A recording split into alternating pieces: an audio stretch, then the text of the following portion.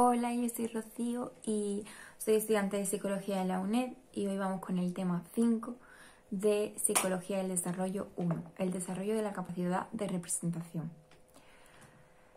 Como introducción, hay que decir que las personas construyen representaciones de la realidad, que luego les permiten actuar sobre ella y anticipar lo que va a ocurrir.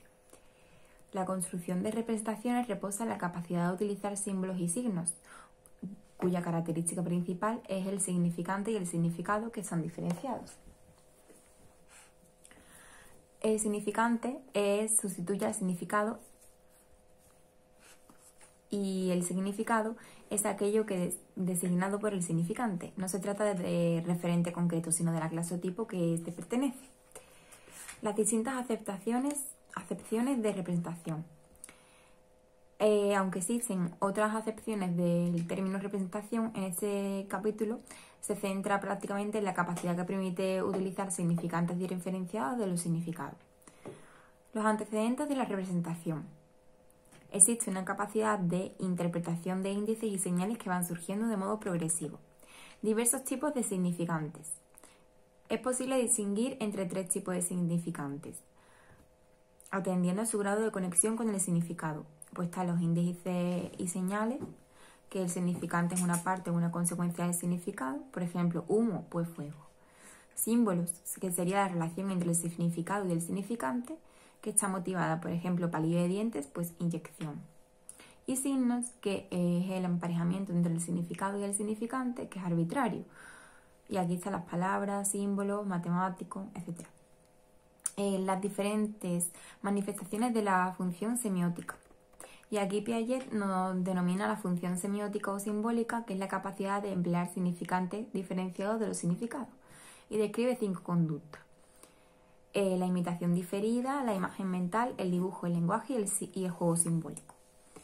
La imitación diferida, ¿esto qué es? Pues es cuando se empieza a manifestar una imitación o ausencia al modelo, es decir, una imitación diferida. Este tipo de imitación supone ya alguna forma de representación interna, puesto que el significante no puede considerarse como una parte del significado al estar separado de él y por un intervalo temporal. Las imágenes mentales. Piaget define la imagen mental como una imitación diferida o interiorizada y no tiene un correlato exterior inmediato. El dibujo infantil. El dibujo permite al niño plasmar sobre un soporte material sus representaciones. Los dibujos infantiles siempre tienen una intención realista, pero no son una simple copia de la realidad, pues supone la utilización de imágenes internas. Para el niño el dibujo constituye una actividad importante y suele ser su única producción material, pero su realización y su desarrollo dependen mucho de las posibilidades que la cultura en que crece le proporciona para llevar a cabo sus dibujos. Luquet distingue 4 fases del dibujo: el realismo fortuito, el realismo frustrado, el realismo intelectual y el realismo visual. Luego tenemos la tabla 5.3, que nos dice las etapas del dibujo según Luquet. Y aquí tenemos estos 4 que acabamos de decir. El realismo fortuito es cuando el dibujo es una prolongación de la actividad motora, consistente en la realización de barridos de papel o de garabatos, y el niño descubre el significado del dibujo durante su realización. Realismo frustrado: todavía no es capaz de organizar en una unidad los elementos del modelo, pero los coloca como puede. En la representación de la figura humana aparecen los cabezudos, constituidos por una cabeza en la que salen directamente líneas que representan las extremidades. Realismo intelectual: representa los rasgos esenciales del objeto sin tener en cuenta la perspectiva, con superposición de varios puntos de vista, etc. Y se representan igualmente partes ocultas del modelo, transparencia y abatimiento. Y el realismo visual es hacia los 8 o 9 años, el niño empieza a representar el modelo tal y como se ve, tratando de ser auténticamente realista. El lenguaje. El lenguaje es la herramienta simbólica más potente con la que cuenta la especie humana. El juego. El juego simbólico constituye otro vehículo en la representación. Consiste en un juego de simulación en el cual los participantes se comportan como si hicieran alguna actividad: montar a caballo sobre una escoba o recrear situaciones en las que adoptan un papel social distinto del propio. Son a jugar a mamás y papás, por ejemplo. Pese a su diversidad, todos los tipos de juegos se caracterizan porque su práctica constituye un fin en sí mismo. Son placenteros y se juega por jugar.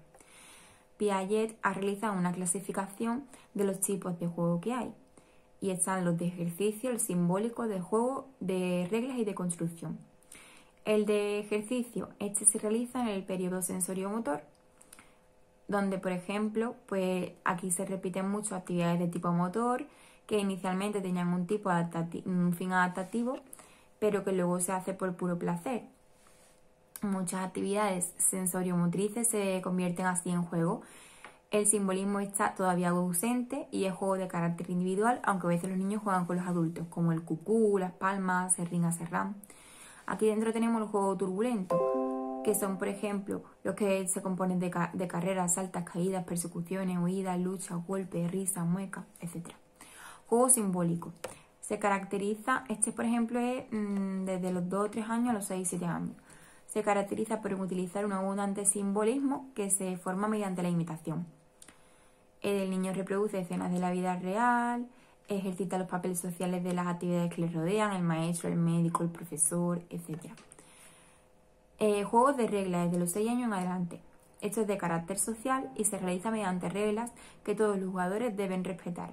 Se hace necesaria la cooperación, pues sin la labor de otros no hay juego. Y la competencia, pues generalmente un individuo o un equipo, pues gana. Esto obliga a situarse en un punto de vista del otro para tratar de anticiparse y no dejar que gane, y obliga a la coordinación de puntos de vista, muy importante para el desarrollo social y para la superación del egocentrismo. Y los juegos de construcción, como puede ser Lego, por ejemplo, o juguetes, juegos de mesa, ordenador, consola, que son juegos que practicamos los seres humanos a lo largo de nuestras vidas, juegos motores, juegos de construcción, juegos de reglas, juegos de simulación o de rol, que no son otra cosa que una modalidad de juego simbólico y que en otras ocasiones pues es una combinación de dos o más de ellos. Las conclusiones de este tema, pues que la imitación diferida, la imagen mental, el lenguaje, el juego simbólico y el dibujo constituyen vehículos de la representación que nos permiten emplear significantes y significados diferenciados. La potencia cognitiva de la capacidad de representación radica en que amplía la posibilidad de actuar sobre la realidad y permite transformarla, ya no solo de forma material, sino también de manera simbólica. Las representaciones permiten comparar mentalmente el pasado, el presente y lo que se prevé como futuro. Y esto yo puedo decir del tema 5. Espero que os haya servido mucho. Nos vemos en el siguiente.